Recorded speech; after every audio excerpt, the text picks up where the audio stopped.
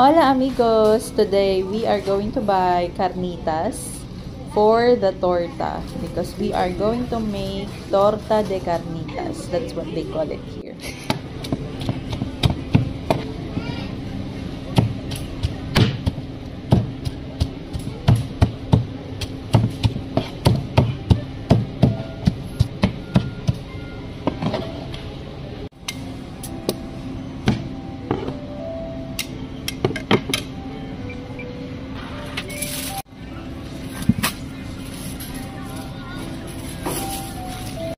And we also buy some bread that is called bolillo.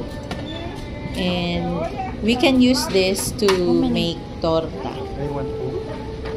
4? You want two? That's okay.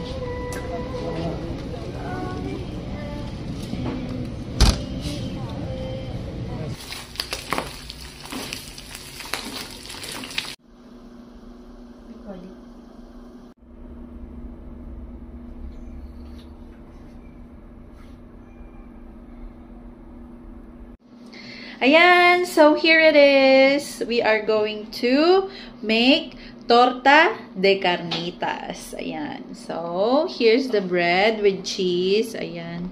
So, let's put carne. Let's put carne in here. Ayan.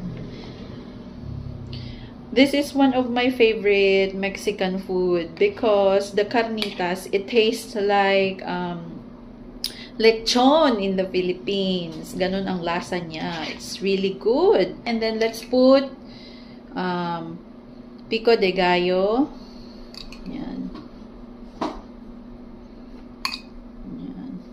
And then lagyan ulit natin siya ng lemon.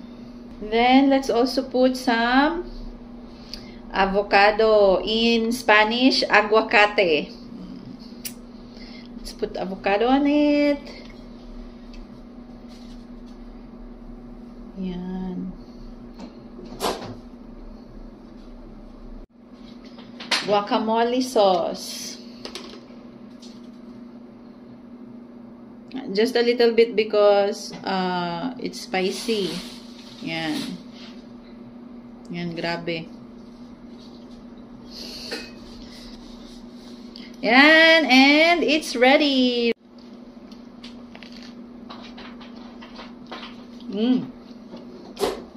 Sarap. Grabe.